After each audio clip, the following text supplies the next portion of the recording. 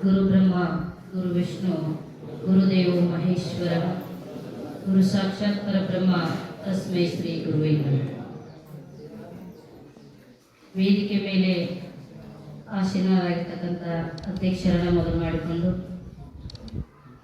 Time ಅಭಾವ ಇರೋದ್ರಿಂದ ಅವರಿವರೆನ್ನದೇ ಎಲ್ಲ ಪದಾಧಿಕಾರಿಗಳು, ಪತ್ರಕರ್ತರು ಹಾಗೂ ಎಲ್ಲ ನನ್ನ ಸೈನಿಕ ತರಬೇತಿಯನ್ನು ಪಡೆದಿರ್ತಕ್ಕಂಥ ಎಲ್ಲ ನನ್ನ ಸೋದರರನ್ನ ಮೊದಲು ಮಾಡಿಕೊಂಡು ಅವರಿವರೆನ್ನದೇ ಎಲ್ಲರಿಗೂ ನನ್ನ ಅನಂತಪೂರ್ವಕವಾಗಿ ಪ್ರಣಾಮಗಳನ್ನು ಸಲ್ಲಿಸ್ತೇನೆ. ಈ ಚಪ್ಪಾಳೆ ಹೊಡೆದಿದ್ದು ನೋಡಿದ್ರೆ ನನ್ನ ಭಾಷೆ ಮುಗಿತಂತ ಬರ್ತದೆ. ಯಾರಾದರೂ ಶರಣರು ಬಂದ ನಿಮಗೆ ಪ್ರಣಾಮಗಳನ್ನು ಹೇಳಿದ್ರೆ ಕೂಡ ಕೈ ಮುಗಿದು ಪ್ರಣಾಮಗಳನ್ನು ಸಲ್ಲಿಸಬೇಕು. ನಿಮಗೆ ದಿನನಿತ್ಯ ಚಪ್ಪಾಳೆ ಇರ್ತದೆ ಅನ್ಸುತ್ತೆ. ನೀವು ಹೆಂಗಿದ್ರೆ ನಾವು ಹಂಗಿದ್ದವ್ರ. ಈಗ ತಾವೆಲ್ಲ ಖುಷಿಯಿಂದ ಏಕೆ ಹಾಕ್ತಾ ಇದ್ರಿ, ಹೂ ಹೊಡಿತಾ ಇದ್ರಿ. ಒಂದಲ್ಲ ಒಂದು ಟೈಮಲ್ಲಿ ನಾನು ಈ ತರ ವೇದಿಕೆಗೆ ಬಂದ ಆ ತರ ಹೂ ಹೊಡಿಸ್ಕೋಬೇಕು ಅನ್ನೋ ಭಾವನೆ ನಿಮ್ಮಲ್ಲಿ ಇರಬೇಕು. ಇವತ್ತ ಸ್ವಾಮಿ ವಿವೇಕಾನಂದರ ಜನ್ಮದಿನ ಹೌದಿ. ಹುಟ್ಟುವಾಗ ನಮಗೆ ಈ ಭೂಮಿ ಮೇಲೆ ಹೆಸರು ಇರೋದಿಲ್ಲ. ಸ್ವಲ್ಪ ಗಮನ ಕೊಡ್ಬೇಕು. ಎಲ್ಲ ಅರ್ಥ ಆಗ್ತೈತಲ್ಲ. ಹುಟ್ಟಿದಾಗ ನಿಮಗೆ ಹೆಸರು ಇರೋದಿಲ್ಲ.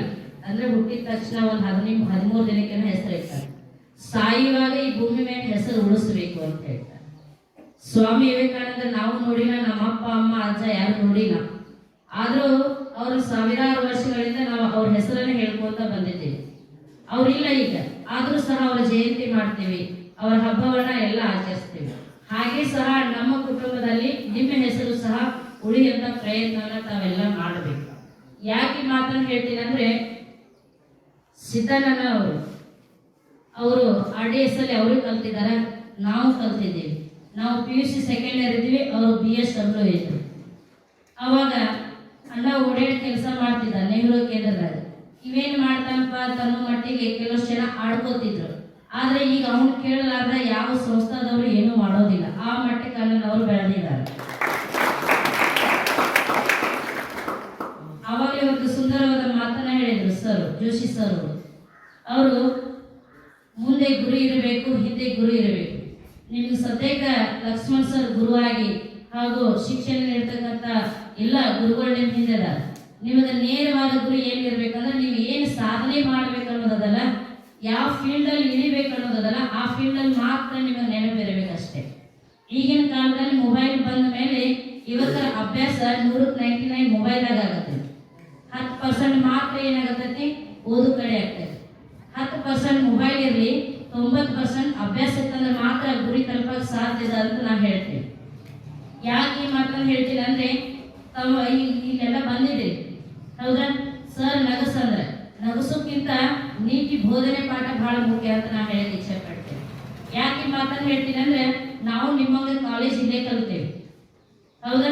ಅವಾಗ ನಾವು ಕಾಲೇಜ್ ಇದ್ದಾಗ ನಿಮ್ಮಂಗೆ ಅಲ್ಲೇ ಕೂಡುತ್ತಿದ್ದೀವಿ, ನಗ್ತಿದ್ದೀವಿ. ಆದ್ರೆ ನೀವೇನು ಸಾಧನೆ ಮಾಡ್ತೀರಂತ ಬೈತಿದ್ರು.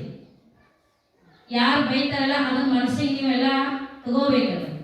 ಅಂದ್ರೆ ನಾವು PUC ಫಸ್ಟ್ ಇದ್ದಿದ್ದೀವಿ. ಒಂದು ಸ್ವಲ್ಪ ಚಿಕ್ಕ ಘಟನೆ ಹೇಳ್ತೀನಿ. ಈ ಮಟ್ಟಕ್ಕೆ ಬರಕ್ಕೆ ಕಾರಣವೇನು? ಈಗ ನೀವು ನಿಮ್ಮ ಓಣಿಯಲ್ಲಾಗಿರ್ಬೋದು, ಅಥವಾ ನಿಮ್ಮ ಸ್ನೇಹಿತರಾಗಿರ್ಬೋದು, ಅಥವಾ ನಿಮ್ಮ ಬಂಧು ಬಳಗ ನಿಮ್ಮನ್ನು ಹೀಯಾಳಿಸಿ ಮಾತಾಡ್ತಾರೆ. ನೀವೇನು ಸಾಲಿ ಕಲ್ತು ಏನು ಉದ್ದಾರ ಕೇಳ, ದನಗಳ ಮೇಸ ಅಂತಾರೆ ಹೌದಾ.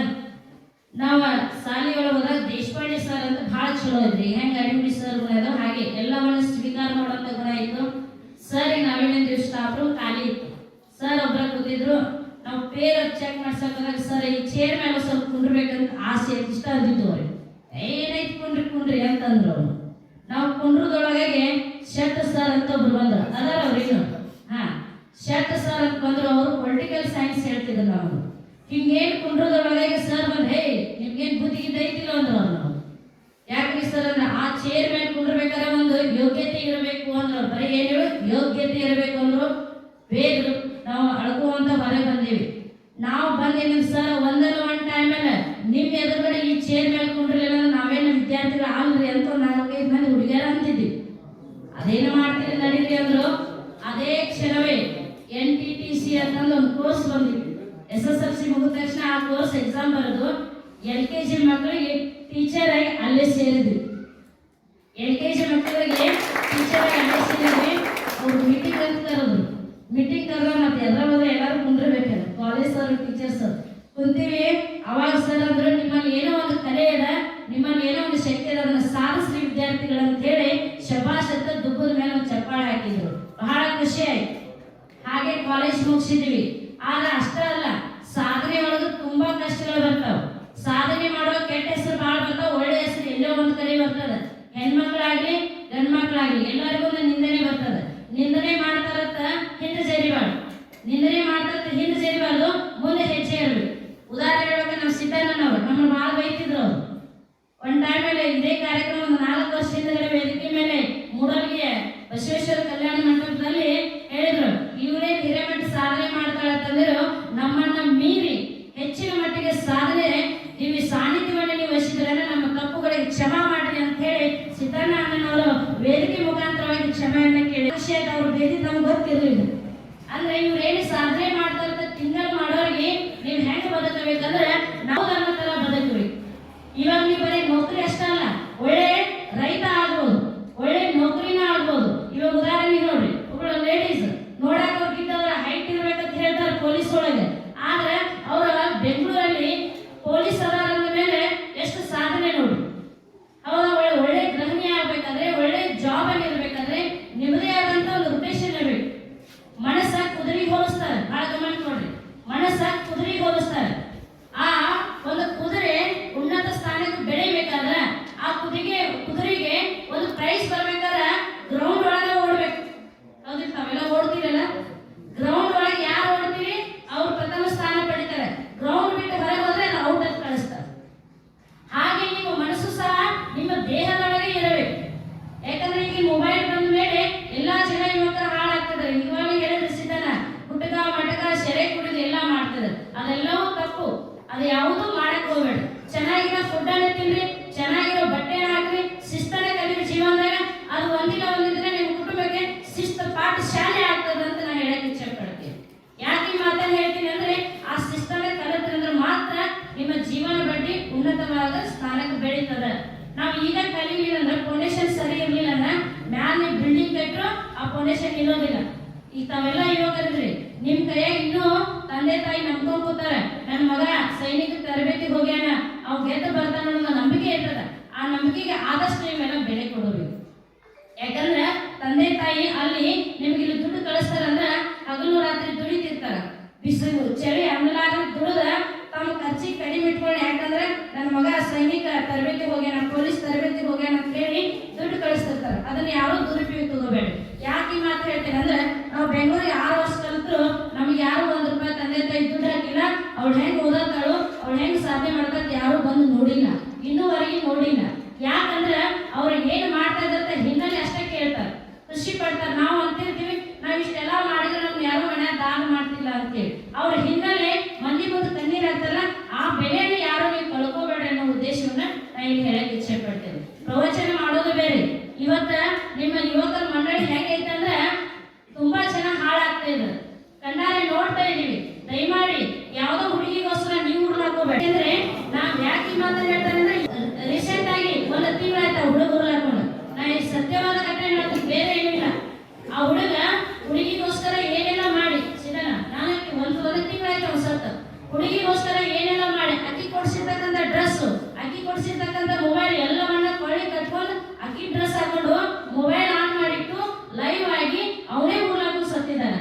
ಯಾಕೆ? ನಿಮಗೋಸ್ಕರ ತಂದೆ ತಾಯಿ ನೆನಪು ಬರಲಿಲ್ವಾ? ಯಾಕೆ ಮಾತು ಹೇಳ್ತಾ ಇದ್ದಾನೆ? 100-99 ಮೊಬೈಲ್ ಅಲ್ಲಿ ಯಾವ್ದಾದ್ರು ಒಂದು ಸಮಸ್ಯೆ ಇದ್ದೇ ಇರ್ತದೆ.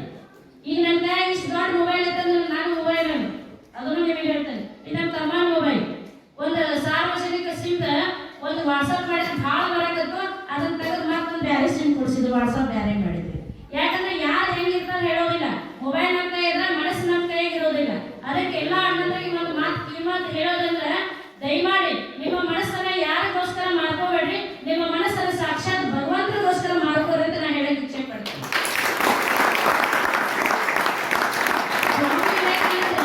ಸಾಧನೆ ಜೊತೆ ಧರ್ಮದ ಹಾದಿಯನ್ನು ನಡೀತಿದ್ರು. ಸಾಧನೆ ಮಾಡಕ ಗುರುನು ಬೇಕು,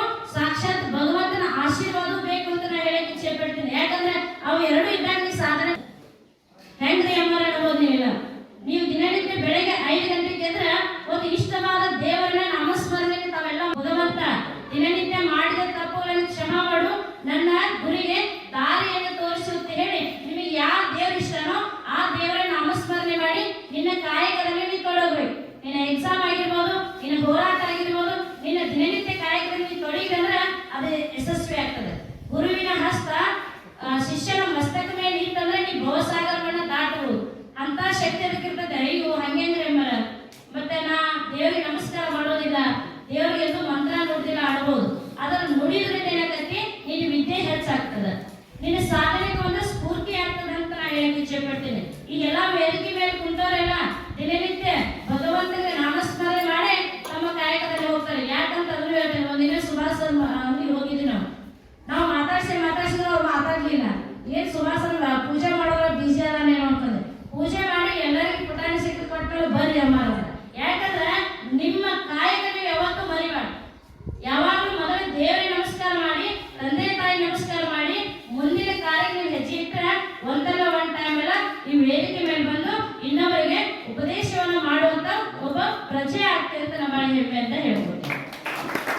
ಅಂತ ಸಾಧನೆಯನ್ನು ತಾವೆಲ್ಲ ಮಾಡಬೇಕು. ಚೆನ್ನಾಗಿ ಅಭ್ಯಾಸ ಮಾಡಿ. ಯಾಕೆ ಹೇಳ್ತೀನಿ ಅಂದ್ರೆ ಸ್ವಾಮಿ ವಿವೇಕಾನಂದರು ಒಬ್ಬರ ಪ್ರಶ್ನೆ ಮಾಡಿದ್ರು. ಹಿಂಗ ಪ್ರವಚನ ಮಾಡುವ ಒಬ್ಬ ಪ್ರಶ್ನೆ ಮಾಡಿದ. ಏನ್ ಪ್ರಶ್ನೆ ಮಾಡಿದ ಅಂತ, ಸಾಕ್ಷಾತ್ ಭಗವಂತ ಅದಾನೇನ್ರಿ ಅಂತ ಒಂದು ಚಿಕ್ಕದಾದ ಕಥೆ ಹೇಳಿ ಮುಗಿಸ್ತೇನೆ. ಸಾಕ್ಷಾತ್ ಭಗವಂತ ಅದಾನೇನು ಅಂತ ಸ್ವಾಮಿ ವಿವೇಕಾನಂದರು ಕೇಳಿದ್ರು. ಹೌದಪ್ಪ ಅದಾನ ಅಂತ ಹೇಳಿದ್ರು. ಎಲ್ಲಿ ಅದಾನಂಗಾರ ತೋರಿಸ್ರಿ ಅಂದ್ರಪ್ಪ. ಅವಾಗ ಮತ್ತ ಈಗಿನ ಕಾಲದಾಗ ಎಲ್ಲಿ ಹೆಂಗ ಏನೈತಿ ಎಲ್ಲ ತಿಳ್ಕೊತಂಕ ಅದು ಬಿಡೋದಿಲ್ಲ. ಅವಾಗ ಕೇಳಿದಂತ ಅವ ಸ್ವಾಮಿ ವಿವೇಕಾನಂದ ಹೇಳಿದ್ರಂತ, ಒಂದ ಬಡಗಿ ತಗೊಂಡು ಬರ್ರಿ ಅಂತ ಹೇಳಿದ್ರು. ಅಂತ ಬಡಗಿ ತಗೊಂಡು ಬರ್ರಿ ಅಂತಂದಾಗ, ಯಾಕಂದ್ರೆ ತಗೊಂಡು ಬರ್ರಿ ಅಂತ ತಗೊಂಡು ಬಂದ್ರಂತ. ಯಾರ ಪ್ರಶ್ನೆ ಅಂತ ಕೇಳಿದ್ರಲ್ಲ, ಎರಡು ಕೈ ಚಾಚ್ಪ ಅಂತ ಹೇಳಿದ್ರಂತ. ಎರಡು ಕೈ ಚಾಚಿದಾಗ ಜೋರಾಗಿ ಆ ವ್ಯಕ್ತಿಗೆ ಹೊಡೆದ ತಕ್ಷಣ ಏನಾಗ್ತೈತಿ ಹೇಳ್ರಿ, ಏನ್ ನೋವು ಆಗ್ತದ, ಉರಿತದ. ಅವಾಗ ಅವ್ ಕೇಳಿದಂತ ಸ್ವಾಮಿ ವಿವೇಕಾನಂದ ಕೇಳಿದಂತ, ಏನಾಗ ಯಾಕೆ ನೀರು ಬಂತು ಅಂತ ಕೇಳಿದಾಗ, ಇಲ್ರಿ ಅಚಾರ ಉರಿಯಾಕತೈತ್ರಿ ಅಂತ ಹೇಳಿದ್ರ. ಹಂಗಾರೆ ಕೇಳಿದ್ರಂತ. ಅದು ಹೇಳಕ್ ಸಾಧ್ಯ ಐತೇನು? ಅದು ಹೇಳಕ್ ಸಾಧ್ಯ ಆಗುದಿಲ್ಲ. ಹಾಗೆ ಪರಮಾತ್ಮ ಭಗವಂತ ನಿಮ್ಮ ಬೆನ್ನ ಹಿಂದಿರೋದು, ನಿಮ್ಮ ಬಾಜು ಇರ್ಬೋದು, ಮುಂದೆ ಇರ್ಬೋದು, ಅವನ ನಾಮಸ್ಮರಣೆ ಮಾಡೋದ್ರಿಂದ ನೀವು ಏನೇ ಸಾಧನೆ ಮಾಡಕ ಒಂದು ಸ್ಫೂರ್ತಿ ಆಗ್ತದಂತ ನಾನು ಬಹಳ ಹೆಮ್ಮೆ ಹೇಳ್ಕೊತೀನಿ. ಮೊದಲಿಗೆ ಹೇಳ್ತಾರೆ, ಯಾವುದೇ ದವಾಖಾನೆ ಹೋದ್ರೆ ನಿಮ್ಮ ತಂದೆ ಸೇರಿಸಿರ್ತಾರೆ, ತಾಯಿ ಸೇರಿಸಿರ್ತಾರೆ, ಕೊನೆ ಟೇಜ್ ಇರ್ತದೆ. ಅವರ ಡಾಕ್ಟರ್ ಏನ್ ಹೇಳೋಕಾರ, ಎಲ್ಲ ದೇವ್ರು ಬಿಟ್ಟಿದ್ರೆ ನಾವು ಪ್ರಯತ್ನ ಮಾಡ್ತೀವಿ ಅಂತ ಹೇಳ್ತಾರೆ. ಹೌದಾ? ಹಾಗೆ ಇಲ್ಲಿ ಶಿಕ್ಷಕರು ಏನ್ ಮಾಡ್ತಾರಂದ್ರೆ ನಿಮ್ಗೆ ಎಲ್ಲಾ ಪ್ರಯತ್ನವನ್ನ ಮಾಡಿರ್ತಾರೆ. ಆದ್ರೆ ಅದ್ರ ಜೊತೆ ದೈವ ಬಲವನ್ನು ನಿಮ್ ಕಡೆ ಇತ್ತು ಅಂದ್ರೆ ಮಾತ್ರ ಅದನ್ನ ಯಶಸ್ವಿ ಆಗಲಿಕ್ಕೆ ಸಾಧ್ಯ ಆಗ್ತದ. ಅದನ್ನ ತಾವೆಲ್ಲ ಅದನ್ನ ಗಮನಕ್ಕೆ ಇಟ್ಕೋಬೇಕಂತ ಹೇಳ್ತಾ, ಎಲ್ಲರಿಗೂ ಒಳ್ಳೇದಾಗ್ಲಿ. ಒಂದಲ್ಲ ಒಂದ್ ಟೈಮ್ ಅಲ್ಲಿ ನಾನು ಒಂದು ಒಳ್ಳೆಬೇಕು ಅನ್ನೋದು ಇರ್ಲಿ, ಅದನ್ನ ಯಾರು ಕಳ್ಕೋಬೇಡ್ರಿ. ಇಲ್ಲಿ ಏನ್ ಕ್ಲಾಸ್ ನಡೀತದಲ್ಲ ಅದನ್ನ ಚೆನ್ನಾಗಿ ತಾವೆಲ್ಲ ಗಮನಕ್ಕೆ ಹರಿಸ್ಕೋಬೇಕು. ಈಗ ನಿದ್ದೆ ಮಾಡೋ ಸ್ವಲ್ಪ ಕಡಿಮೆ ಮಾಡಿ ಅಂದ್ರೆ ವರ್ಷಾಂಪಡಿ ನಿದ್ದೆ ಮಾಡುವಂತ ಒಂದು ಒಳ್ಳೆ ಅವಕಾಶ ನೀವು ಸಿಗ್ತದ. ಚೆನ್ನಾಗಿ ಅಭ್ಯಾಸ ಮಾಡಿ. ಅವತ್ತಿನ ಅವತ್ತ ಅಭ್ಯಾಸ ಮಾಡಕ್ ಕಲಿಯಿರಿ. ಯಾಕೆ ಮಾತು ಹೇಳ್ತೀನಿ ಅಂದ್ರೆ, ಈಗ ತಾವೆಲ್ಲ ಕಲಿಯಕ್ ಬಂದಿರೋದಿಲ್ಲ, ಸ್ಟಡಿ ಮಾಡಕ್ ಬಂದಿರಲಿಲ್ಲ. ಯಾಕೆ ಹೇಳ್ತೀನಿ ಅಂದ್ರೆ, ಒಂದು ವಾರ ಬಿಟ್ಟು ಓದ್ತಾನಂದ್ರೆ ದಯಮಾಡಿ ಯಾರಿಗೂ ಕಲಿಗೆ ಹತ್ತುದಿಲ್ಲ. ನಾವು ಬೆಂಗಳೂರಾಗ ಎಲ್ಲ ಇಂಗ್ಲಿಷ್ ಮೀಡಿಯಂ ಕಾಲೇಜ್ಗಳು, ನಂದು ಕನ್ನಡ ಮೀಡಿಯಂ. ನಾನು ನಿಮ್ಗೆ ಅದನ್ನ ಹೇಳ್ತೀನಿ, ನನಗೆ ಇಂಗ್ಲಿಷ್ ಬರೋದಿಲ್ಲ, ಅಲ್ಪ ಸ್ವಲ್ಪ ಪಾಸ್ ಆಗ್ತದೆ ಅನ್ನೋದು ಅಷ್ಟೇ ಧೈರ್ಯ. ಆದ್ರೆ ನಾನು ಕನ್ನಡ ಮೀಡಿಯಂ ಇಂಗ್ಲಿಷ್ನ ಪಾಠ ಮಾಡ್ತಿದ್ರೆ ಅವತ್ತಿನ ಅವತ್ತ ಕತಿ ಮುಖಾಂತರ ಓದಿ ನಾನು ಒಂದು ಉನ್ನತ ಸ್ಥಾನಕ್ಕೆ ಬೆಳೆದಂತ ನನ್ನೊಂದು ಉದಾಹರಣೆ ಕೊಡ್ತೇನೆ ನಿಮಗೆ. ಯಾಕೆ ಹೇಳಿನ, ನೀವು ಆ ರೀತಿ ಮಾಡಿದ್ರೆ ಒಂದು ಸಾಧನೆ ಮಾಡಕ್ ಸಾಧ್ಯತೆ. ನಾಳೆ ಓದಿದ್ರ ಅಂತಾಳೆ, ನಾಡ್ದು ಓದಿದ್ರ ಅಂದ್ರೆ ಅದೆಲ್ಲ ವ್ಯರ್ಥ ಆಗತ್ತೆ. ಇಲ್ಲಿ ದುಡ್ಡು ಸುರಿದು ವ್ಯರ್ಥ ಆಗತ್ತೆ. ದಯಮಾಡಿ ತಾವೆಲ್ಲ ಅದರ ಪ್ರಯತ್ನವನ್ನು ಪಡ್ರಿ ಅಂತ ಹೇಳ್ತಾ, ಆ ಭಗವಂತನ ಆಶೀರ್ವಾದ, ಸ್ವಾಮಿ ವಿವೇಕಾನಂದರ ಆಶೀರ್ವಾದ ಹಾಗೂ ನಮ್ಮ ಅಧ್ಯಕ್ಷರಾಗಿರ್ತಕ್ಕಂಥ ಲಕ್ಷ್ಮಣ್ ಸರ್ ಆಶೀರ್ವಾದ ಸದಾಕಾಲ. ಯಾಕಂದ್ರೆ ಅವ್ರ ಕಡೆ ಎಲ್ಲಾ ವಿದ್ಯೆ ಐತಿ. ಒಂದು ಸಂಗೀತ, ಸುಂದರವಾದ ಸಂಗೀತನ ಹಾಡ್ತಾರೆ, ಆಮೇಲೆ ಪ್ರೆಸ್ ರಿಪೋರ್ಟರ್ ಕೆಲಸ ಮಾಡ್ತಾರೆ, ಒಳ್ಳೆ ವಕೀಲರಾಗಿರ, ಸಂಸ್ಥೆ ಅಧ್ಯಕ್ಷರಾಗಿರ, ಪ್ರತಿಯೊಂದು ಮಗುವಿಗೆ ಮಾರ್ಗದರ್ಶನ ನೀಡುವಂತ ಮಹಾನ್ ಸ್ವಾಮಿ ವಿವೇಕಾನಂದ್ರ ಅಂತ ಇವರೇ ಅಂತ ನಾವು ಹೇಳಕ್ ಇಚ್ಛೆ ಪಡ್ತೀವಿ.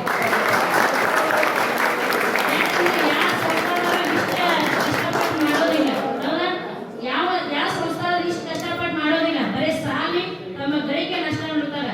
ಆದ್ರೆ ನಮ್ಮ ಲಕ್ಷ್ಮಣ್ ಸರ್ ಹಾಗಲ್ಲ, ಎಲ್ಲ ಮಾರ್ಗವನ್ನ ನಿಮ್ಗೆ ನೀಡ್ತಾರೆ. ನಿಮ್ಗೆ ಎಷ್ಟು ಸಾಧ್ಯ ಆಗತ್ತಲ್ಲ ಅಷ್ಟನ್ನ ಅವ್ರ ಕಡೆಯಿಂದ ವಿದ್ಯೆಯನ್ನು ಪಡ್ಕೊಳ್ಳಕ ಪ್ರಯತ್ನವನ್ನು ತಾವೆಲ್ಲ ಪಡ್ರಿ ಅಂತ ಹೇಳ್ತಾ, ನಾನು ಜೈನಾಪುರದಲ್ಲಿ ಪ್ರವಚನ ಕಾರ್ಯಕ್ರಮದಲ್ಲಿ ತೊಡಗಿದ್ದೆ. ಈ ಫೋನ್ ಹಚ್ಚಿದಾಗ ಊರಾಗದ್ರೆ ಇಲ್ಲಿಂದ ನಾನು ಅಲ್ಲಿದ್ದೀನಿ ಅಂದ್ರೆ 200 ಕಿಲೋಮೀಟರ್ ಇಲ್ಲಿಂದ ನಾವು ಅಲ್ಲಿ ಹೋಗ್ಬೇಕಾದ್ರೆ ನನಗೆ ಖುಷಿ ಆಯ್ತು. ಸಿದ್ದಣ್ಣ ನಾನು ನಿಮ್ಗೆ ಹಿಂಗೆ ಕೊಡ್ತಾ ಇದ್ದೀವಿ ಬರ್ರಿ ಅಂತ ಹೇಳಿ, ಆಯ್ತಣ್ಣ ಅಂತ ಹೇಳಿದ್ವಿ. ಹಾಗೂ ಸುಭಾಸನ್ ಅವರು ಸದಾಕಾಲ ನೋಡಿ ನಾನು ಈಟಿರ್ತ ನೋಡ್ತಾರ, ಈಟಿರ್ತ ನೋಡ್ತಾರೆ. ಆದ್ರೂ ನೀವು ಗ್ರೇಟ್ ಅಂತಾರ. ಆದ್ರ ಆ ಗ್ರೇಟ್ ಆಗ ಕಾರಣ ಏನಂದ್ರೆ ನಿಮ್ಮಂತ ಗುರು ಹಿರಿಯರ ಆಶೀರ್ವಾದ ಅಂತ ನಾ ಬಹಳ ಹೆಮ್ಮೆಯಿಂದ ಹೇಳ್ಕೊತೀನಿ ಅಂತ ಹೇಳ್ತಾ ಯಾಕಂದ್ರೆ ನಾ ಇಲ್ಲಿ ಒಂದು 4 ವರ್ಷದಿಂದ ಈ ವೇದಿಕೆಗೆ ಬಂದು ಹೋಗಿದ್ದೀವಿ ಒಂದು ಕಾರ್ಯಕ್ರಮಕ್ಕೆ. ಆಮೇಲೆ ಮತ್ತೆ ಇಲ್ಲಿ ಬರಮಾಡಿಕೊಂಡಿದ್ದಾರೆ. ಆ ಸಂಸ್ಥೆಗೂ ಹಾಗೂ ಸಿದ್ದಣ್ಣನವರಿಗೂ ಮತ್ತು ಸುಭಾಸಣ್ಣನವರಿಗೂ ನನ್ನ ತುಂಬ ಹೃದಯದ ಅಭಿನಂದನೆಗಳ ಸಲ್ಲಿಸ್ತೀನಿ. ಸದಾಕಾಲ ಯಶಸ್ವಿಯಾಗಿರ್ತಕ್ಕಂಥ ಸ್ವಾಮಿ ವಿವೇಕಾನಂದರ ಗುಣಗಳು ಸದಾಕಾಲ ನಿಮ್ಮ ಮೇಲೆ ಬರಲಿ, ನೀವು ಅದನ್ನ ಜೀವನಕ್ಕೆ ಅಳವಡಿಸ್ಕೋರಿ ಅಂತ ಹೇಳ್ತಾ ಸುಂದರವಾದ ನೃತ್ಯವನ್ನ ಮಾಡಿದಂಥ ವಿದ್ಯಾರ್ಥಿಗಳು ಇನ್ನೂ ಹೆಚ್ಚಿನ ಮಟ್ಟಿಗೆ ಆ ಭಗವಂತನ ಆಶೀರ್ವಾದ ಮಾಡಲಿ. ಹಾಗೂ ಈಗ ಪೊಲೀಸ್ ಆದವರು ಇನ್ನೂ ಹೆಚ್ಚಿನ ಮಟ್ಟಿಗೆ ವಿದ್ಯಾಭ್ಯಾಸನ ಮಾಡಿ ಒಂದು ಉನ್ನತ ಸ್ಥಾನಕ್ಕೆ ಅವರು ಬೆಳೀಲಿ ಅಂತ ಹೇಳ್ತಾ ಯಾಕೆ ಮಾತನ್ನ ಹೇಳ್ತಾರೆ ಅಂದ್ರೆ ನಮ್ಮ ಬ್ಯಾಚಿಗೆ ಕಲ್ತವರೆಲ್ಲ ಅಮೇರಿಕದ ಪೊಲೀಸು, ಪತ್ರಕರ್ತರು, ಒಳ್ಳೆ ಕವಿಗಳು ಎಲ್ಲರೂ ಆಗಿದ್ದಾರೆ. ನೀವು ಸಹ ನಿಮ್ಮ ಬ್ಯಾಚದಲ್ಲಿ ಇರ್ತಕ್ಕಂಥ ಒಳ್ಳೆ ಒಳ್ಳೆ ಅಧಿಕಾರದಲ್ಲಿ ತಾವೆಲ್ಲ ತೊಡಗ್ರಿ ಅಂತ ಹೇಳ್ತಾ ಇಲ್ಲಿವರೆಗೆ ಮಾತನಾಡಲಿಕ್ಕೆ ಅವಕಾಶ ಮಾಡಿರ್ತಕ್ಕಂಥ ಲಕ್ಷ್ಮಣ್ ಸರ್ ಅವರೇ, ಸುಭಾಷ್ ಅವರೇ ಹಾಗೂ ಸಿದ್ದನ್ ಅವರೇ ಮತ್ತೆ ಇನ್ನೊಬ್ಬರು ಅನಾರ ಸರ್ ಗೊತ್ತಿಲ್ಲ ಭಗವಂತ ಅವರೇ ನೋಡ್ರಿ ಅವ್ರು ಹೆಂಗ್ ಭಗವಂತನ ಮೌನವಾಗಿ ಅವರು ಸಹ ಭಗವಂತ